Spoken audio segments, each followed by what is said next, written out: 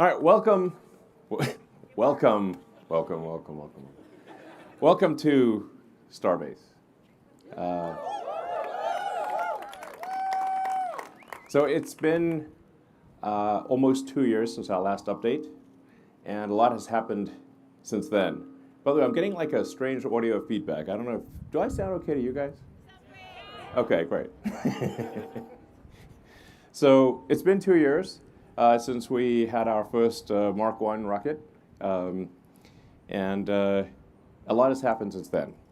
We're going to go through the progress, but I'm just incredibly proud of the SpaceX team and all the support that we received from Cameron County, from Brownsville, from South Padre.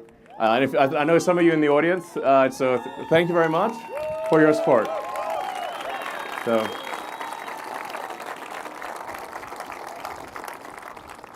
So before we jump into the details of what's happened over the past 2 years, I think it's worth just talking a bit about this, like why are we doing this? This, I mean, pretty epic, but what's the sort of deep meaning behind this? Like, why build a giant reusable rocket? Why make life multiplanetary? And I think this is just an incredibly important thing for the future of life itself. So there's both I call it the sort of the defensive reason or the life insurance reason. That's one part of it, which is that there's always some chance that something could go wrong on Earth. The dinosaurs are not around anymore. So there could be some calamity that where we do ourselves in, or there's a natural disaster. Now I'm naturally an optimist, so I think the probability of that is low, but it is not zero. And eventually the sun will expand. It might take a few 100 million years, so don't hold your breath. But eventually, the sun will expand and destroy all life. So for those who really care about not just the humans, but all the life on Earth, it is very important, essential, that over the long term, that we become a multi-planet species and ultimately even go beyond the solar system and bring life with us. And we are life's stewards, life's guardians. The creatures that we love they can't build spaceships, but we can, and we can bring them with us. And I think that's pretty important, for those that care about the environment and care about all the creatures on Earth. So that's like I would say like the defensive or the life insurance reason for life collectively. But there's also an inspiring reason, which is that life can't just be about solving problems. There have to be things that inspire you, that move your heart, that make you glad to be, when you wake up in the morning, you're excited about the future. And going out there and being a multi-planet species and being a spacefaring civilization and making science fiction, not fiction forever, I think that's one of those things. I think that's what fires me up the most. Is like, let's go out there and find out what this universe is all about. Are there other species out there? Maybe. Hopefully it's. I mean, we want to go find out what the heck's going on. What is going on? I mean, how do we get here? What's the meaning of life? 42. But what's the question? And if we go out there and we explore the galaxy, ultimately, then we can find out some of these questions, and it will just be very exciting to do that, and something we can all look forward to. And even whether somebody chooses to go or not, I think vicariously we can all go there, just like with Apollo, where only a handful of people went to the moon, but in a sense we all went there. Humanity went there. And so even if somebody doesn't choose to go themselves, I think vicariously through others, they will go, they will understand, they will experience the universe. And I think that's incredibly fundamental to an exciting future. And that's why we're doing this. So.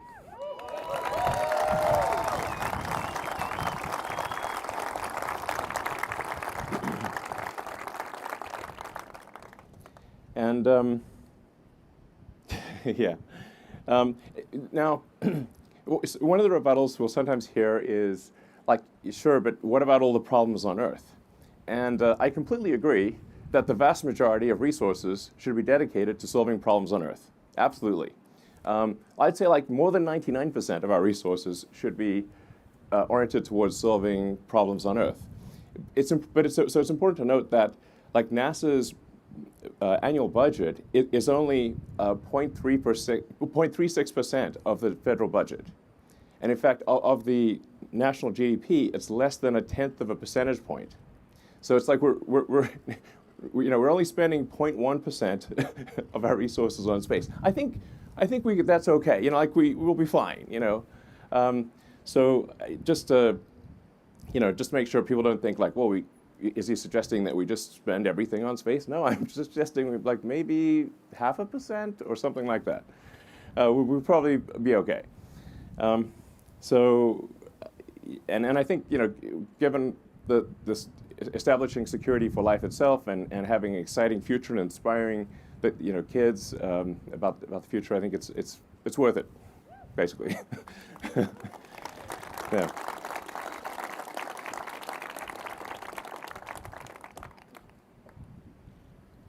So, well, how do we do this? How do we make life multiplanetary? What's the first step? And the essential technology, the holy grail breakthrough that's needed, is a rapid and completely reusable rocket system. So this has never been accomplished before. And a lot of people, for the longest time, thought this was not possible. Now, with Falcon 9, we've been able to show that you can have reuse of a boost stage and reuse of the fairing. So with Falcon 9, we've demonstrated a lot of reuse of the boost stage and of the fairing. We've have over 100 reflights of the fairing over of the booster, and I'm not sure of the fairing number, but it's a lot. And that's a big step in the right direction.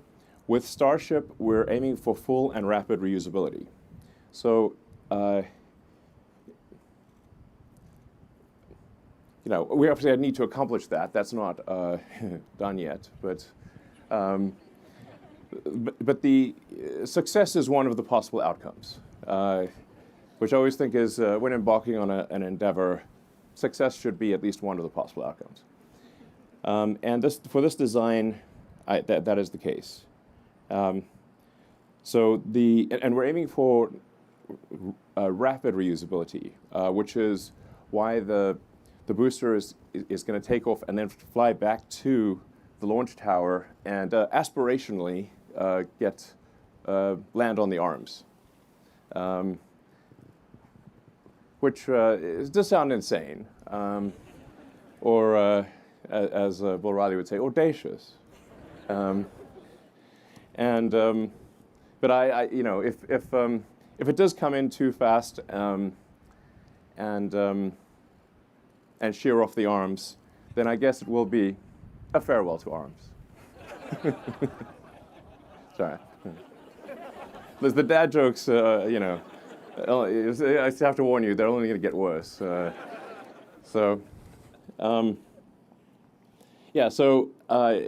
Here I'd really just like to congratulate the SpaceX team and also thank NASA, the FAA, the Space Force, and everyone, and all of our customers that have helped us get to this point. It's insanely hard to get a rocket to orbit. Insanely difficult. I have huge respect for anyone who's gotten a rocket to orbit. It's so hard. And we've had 144 successful launches, 106 landings. Actually, these days I have to look on the internet, say, how many landings have we had? I'll have to ask the internet. So 83 flight proven launches, and although I have to say I still have like launch PTSD every time the rocket takes off. I'm like, you know. I just see all the ways that it could fail. Like, but you know, and then this year we're actually aiming to have around 50 launches, so it's about a launch per week on average, and yeah, so it's a hell of a year we got ahead of us, and in terms of mass to orbit, if you look at like tonnage to orbit. This bar chart that we'll show here really illustrates how profound a rapidly reusable rocket, especially a big one, is, what effect that has on total tonnage to orbit. So the total mass to orbit to date of Earth is around 15,000 tons, maybe 16,000 tons. And the mass per Starship, after a year, just 1 year of launching, if it launches 3 times a day, would be equal to all the mass to orbit of Earth to date. That's just one Starship launching 3 times a day for a year. Now, if you have, you know,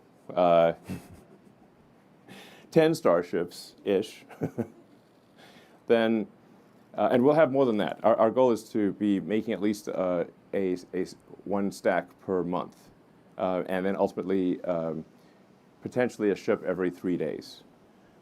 There'll be more ships than there are boosters because the booster actually, even though it's gigantic, will come back in about 6 minutes. Excitement guaranteed. So it only takes about 2 minutes on ascent and then about 4 minutes to return. So you'll know soon. The ship has to complete at least 1 orbit around Earth, and sometimes maybe 3 orbits or more. And each orbit is 90 minutes. So the ship is probably, you know, reusable about every 6 to 8 hours. That's why we say sort of 3 times a day for the ship. And in theory, the booster is capable of being reused every hour. So the propellant pumps are designed to fill the rocket in about half an hour. So this really is designed for rapid reusability. So if you can do roughly a million tons to Earth orbit, that's comfortably over 100,000 tons to the surface of Mars, maybe 150,000 tons, depending on how good the landing system is. So now you can only go to Mars every 2 years. And I think maybe roughly you need about 1 million tons on Mars to have a self-sustaining city. But the critical threshold, I think, for Mars is to have a city that is self-sustaining.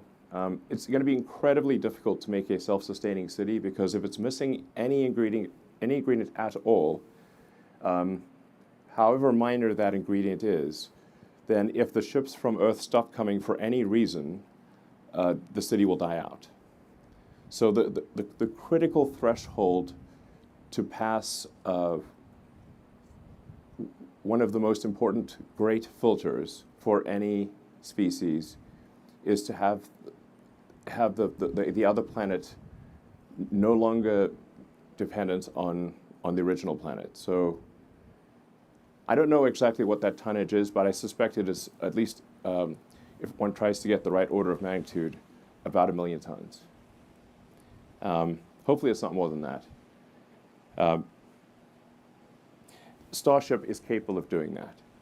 It's capable of getting 1 million tons to the surface of Mars and creating a self-sustaining city. And I think we should try to do that as soon as we can. The window of opportunity may be open for a long time, and I hope it is, but it may also be open for a short time. And this is the first point in the 4.5 billion year history of Earth that it has been possible. I mean, let that sink in.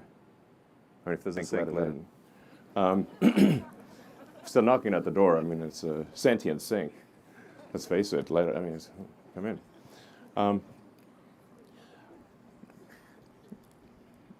So, 4.5 billion years. It's been a while. This is the first time it's been possible. We need to seize the opportunity and do it as quickly as possible. I mean, to be frank, civilization is feeling a little fragile these days. And like I said, I'm an optimist, but I think we've got to protect the downside here and try to build that city on Mars as soon as possible and secure the future of life. And it's going to be an incredibly exciting adventure. Now, the sales pitch for going to Mars is that it's going to be cramped, dangerous, difficult, very hard work. You might die, and that's the sales pitch. I hope you like it. So far from being some sort of escape hatch, it will be extremely difficult and dangerous and tough. Mars is a fixer-upper of a planet, and so it's going to take some work to make it easy to live there. But one day we could make Mars a planet like Earth, and I think we should. So just some facts about Starship, and these numbers will evolve over time. The height of the ship is about 50 meters, 164 feet. The 9 meter or 30-foot diameter. Well, you can just see it, basically. It's got about 1,200 tons of propellant on the ship, and thrust is about 1,500 tons. Now, these numbers we'll probably add more propellant over time, increase thrust. Diameter will stay the same. It's a huge pain to change diameter. So that'll tend to stay the same, but it'll probably get a little bit longer. And we're expecting payload capacity of 100 to 150 tons, depending on which orbit. So to a Starlink orbit, roughly 100 tons. Yeah. Over time, I think we can probably get the orbit for orbital refilling, the payload to an orbit for orbital refilling to about 200 tons, which is going to be very important for getting to Mars.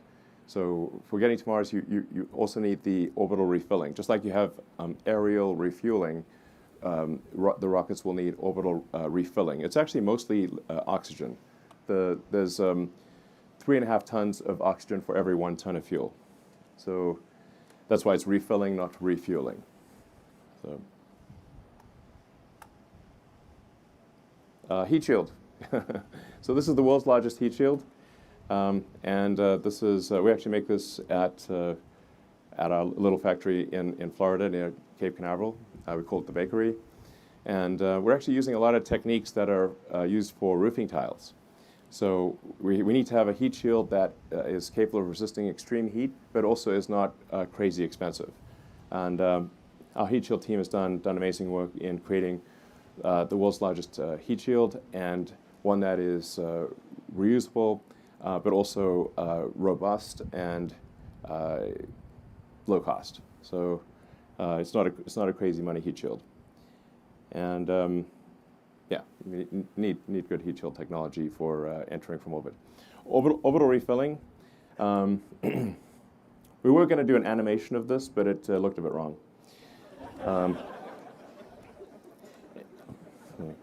It is a fluid transfer.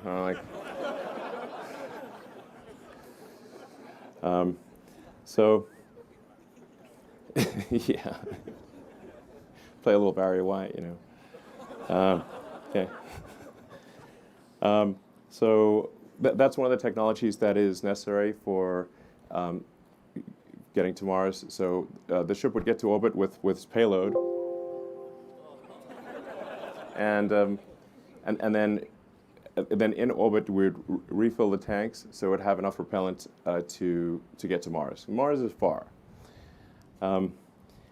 So now this is essentially docking in orbit, and with Dragon docking with the space station, this is a technology that that SpaceX has become quite good at. We've done, I think at this point, a couple dozen dockings with the space station, and it's actually way harder to dock with the space station than to dock with yourself.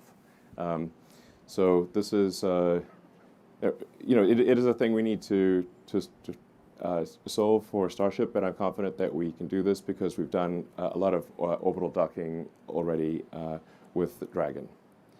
But this is going to be an important thing to demonstrate. What won't be necessary in the near term for Starlink launches, but it will be necessary for Mars and the Moon. So let's see, the super heavy booster. So it was 70 meters, but then there was an extra half barrel section that the team deleted, and totally accidentally it's 69 meters. It's also booster 4 and ship 20. I mean, this is a pure coincidence. Those numbers won't leave me alone. It was just, I hope it's good luck. So propellant capacity is like around 3,400 tons. I think it'll probably it will increase over time. Probably get to 36, maybe 3,800 tons. Thrust is around 7,600 tons. That'll probably increase too over time. Just to put this into perspective, though, the Saturn V was 7.5 million pounds of thrust, and Starship is 17. So it's more than twice the thrust of a Saturn V, which was that's the largest rocket ever to get to orbit. It's worth noting Super Heavy is the largest flying object of any kind, or will be. It's yeah, very, very big. You can see it right there. That booster has 29 engines. The next booster, we actually increased the engine count to 33. We've kind of bounced around on engine count, but because I think at one point we had like 37 engines, and then we went to 29. We finally settled on 33 engines, which is about actually the most number of engines you can actually fit under that booster without like expanding the diameter.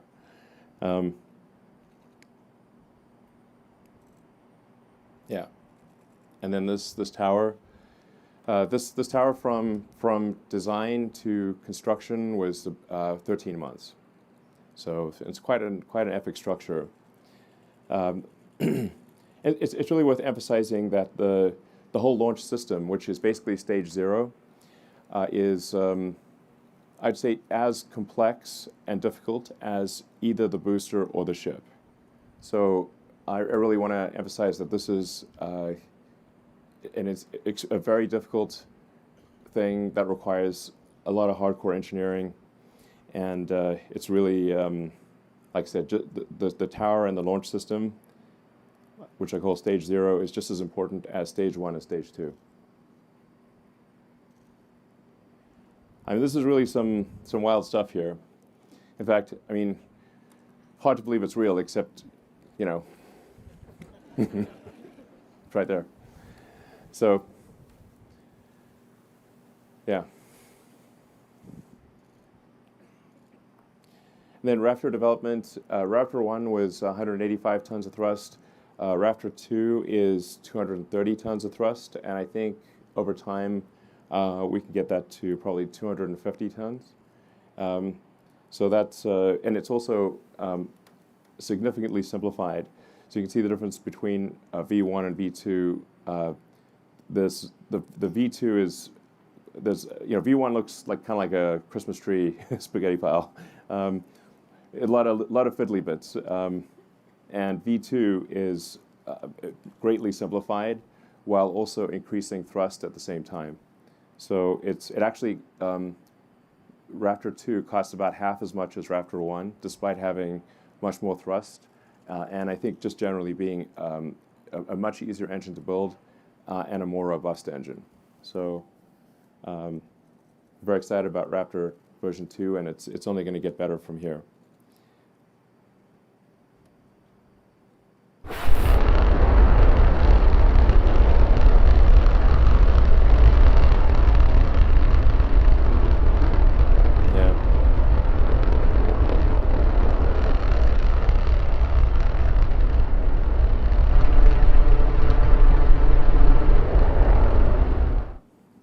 So yeah, so Raptor 2 is pretty sick, and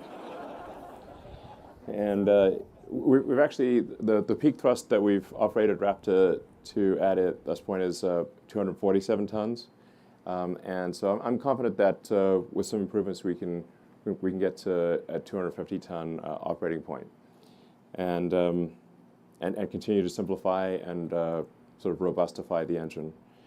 So it's really a spectacular piece of engineering. Extremely difficult to make and succeed. Engine has been mind-bogglingly difficult, but it is one of the essential keys to. I mean, it is essential, obviously, to making Starship work.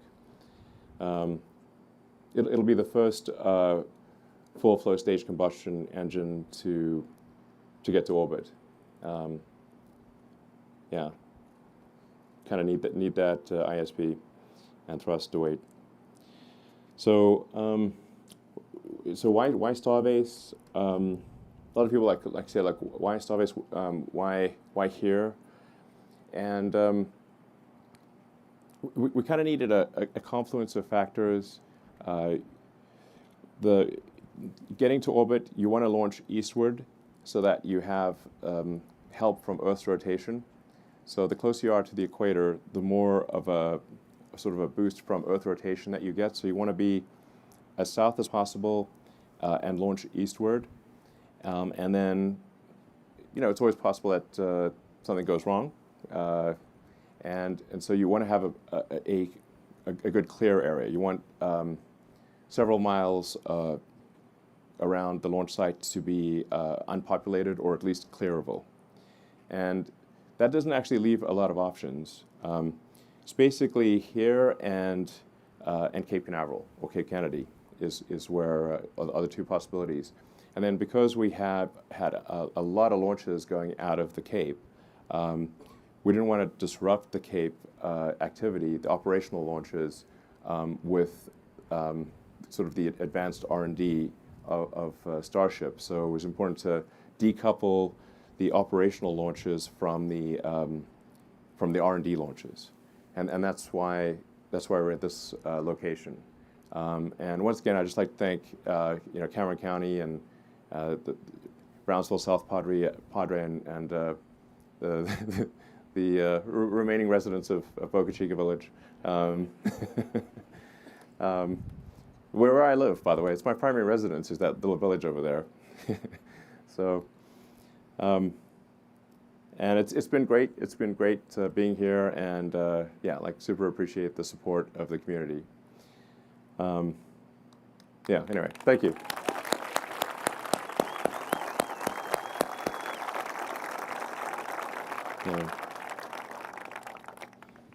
So I think we've got a video to show what we hope will happen with launch. We'll play it now.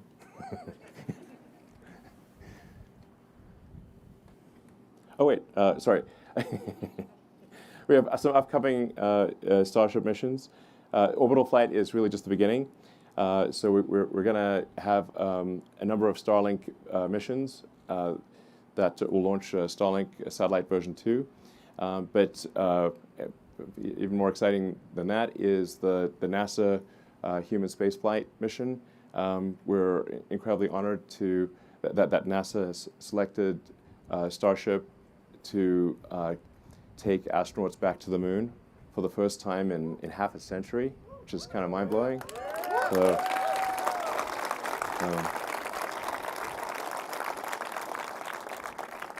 I'd just like to say, SpaceX is just deeply honored and appreciative that NASA would choose us for this incredibly important mission, and we'll get it done.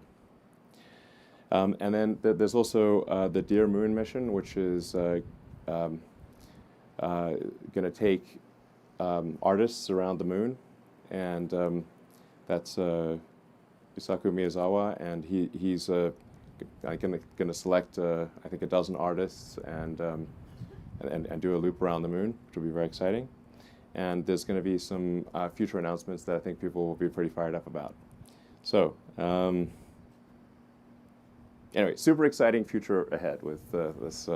There'll probably be a few bumps in the road, but we want to iron those out with satellite missions and test missions and get to a high flight rate and then have something that's extremely reliable for human spaceflight. So, yeah.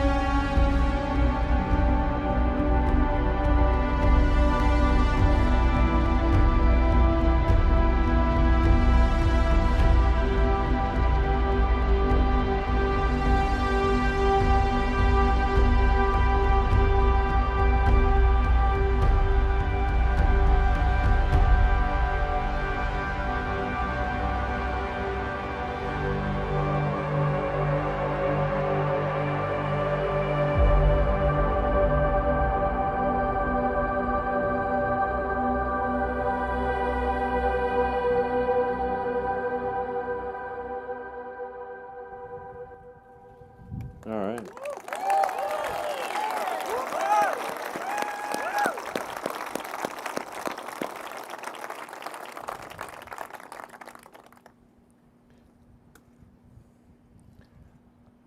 Let's make this real. Any questions?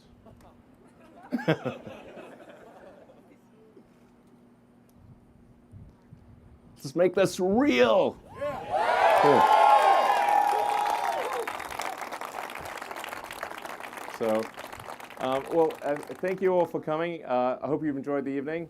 And I think we might be able to get you closer to the rocket if you'd like. So we'll get you as close as possible while still being safe. Yeah, feel free to take pictures, have a good time, and let's go like hell to have an exciting future. Thank you.